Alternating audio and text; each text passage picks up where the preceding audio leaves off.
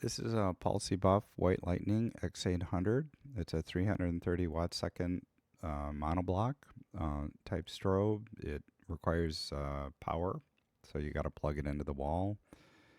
And it's used, and it's not that expensive, and it's robust. It's well made, and that is something that I really enjoy about the White Lightning line. Um, is not only the how robust it is, but the simplicity of operation for that. So I'm going to talk about that a little bit in this video. While we're on the build, let's just say that there is high impact aircraft grade aluminum. That is the housing that you're looking at here, and the back bezel, if you will, is made out of uh, polycarbonate, which is you know pretty strong as well. But otherwise, I think other than just that black bezel and maybe the handle on some of the screws, everything is metal, including the way the strobe attaches to your light stand. So that is a nice, solid chunk piece of metal. You can see it better here. And in between the block of metal and the handle is a rubber type gasket, and it's secure. So when you lock it in place, it stays in place. And I use light stands, from Matthews or, baby pins. So those don't always work well with some types of strobes that are, I would say, I don't know how to say it. Maybe more consumer oriented strobes, um, but these fit really really well on my stands. And the uh, the way that you operate one of these is couldn't be any more simple. It uses a slider for the output of the strobe as well as the output of the modeling light. The modeling light is an Edison light bulb, so easy to find, not that expensive. Balsy Buff is still in business.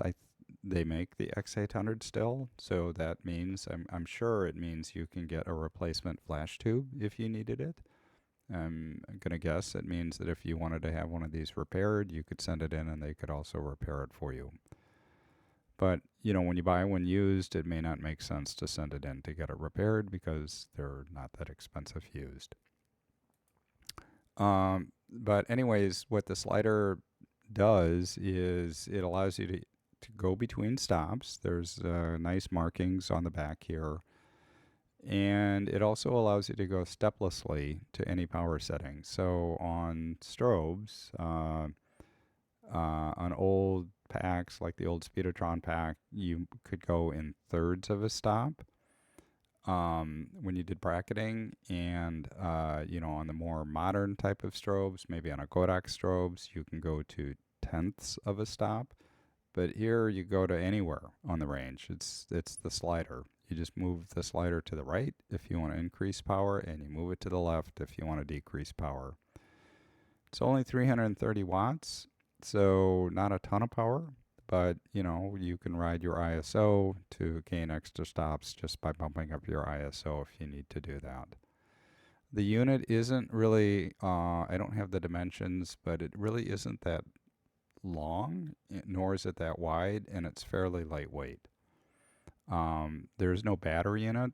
There's no other type of automation. So no TTL, no high-speed sync. So you're going to be using this in manual mode with your camera. But for me, that's quite all right. That's how I prefer to shoot anyways.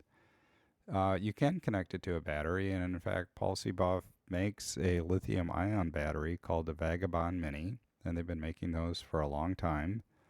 Um, or, there's other batteries that you can buy that are primarily geared towards, it looks like people that camp.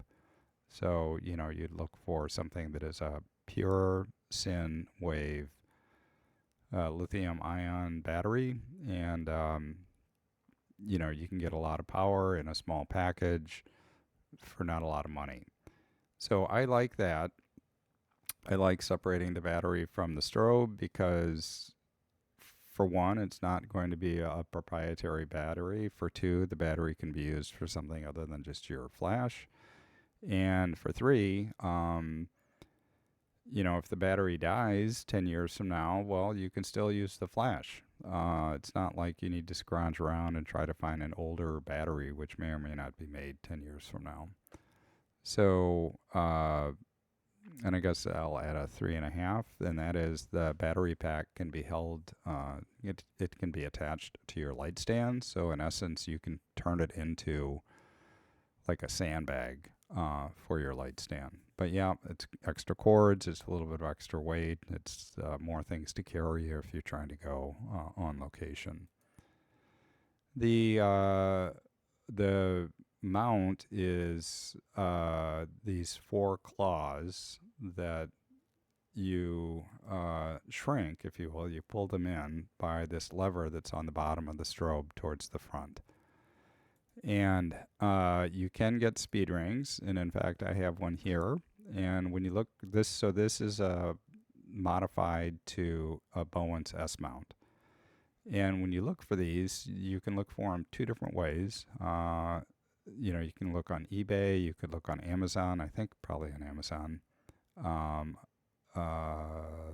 Maybe even places like B&H or Adorama would have them. I don't really know, but you're going to look for like Paul C. Buff to Bowen's S mount, or a different way, and maybe an easier way, is to go Paul C. Buff, or not Paul C. Buff, but go Balcar to Bowen's S mount.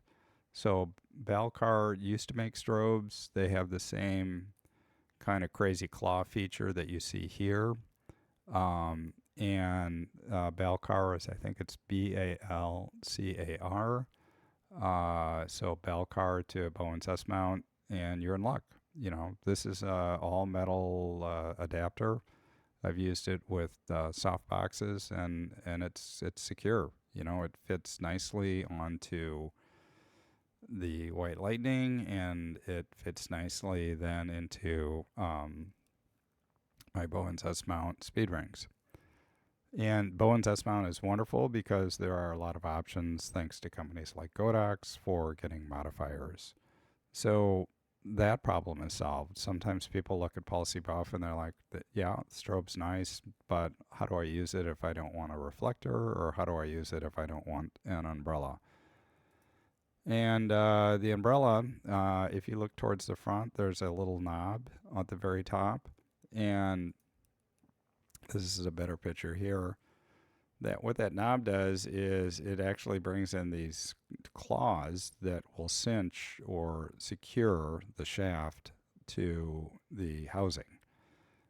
So believe it or not all umbrella shafts are the same diameter. Some are wider, some are more narrow. And if you have a narrow one and you want to secure it, the claw feature is gonna, it's like a vise, is gonna really work well in order to keep that in place. So, my excuse me, my experience with these is through just the White Lightning. I have not owned Alien Bees, or I've never had a chance to see even or use an Einstein.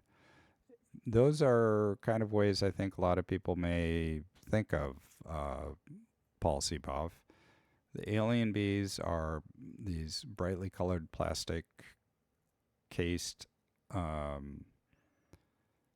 really inexpensive strobes. The Einstein is kind of the same form factor. It has a digital back. It allows you to work in tenths of a stop, and it has this crazy ability to freeze motion, especially for the price that you're going to pay. This sits in between those two in terms of price, but it has a really, really, really robust build. That case is nice. But it's also kind of not very extensive on the features. So, when you're staring at the back of this thing, there's not a lot of, yeah, there's just not a lot of automation that's going to be offered. But if you're okay with that, these things are. I would encourage you to explore them. I'm a fan.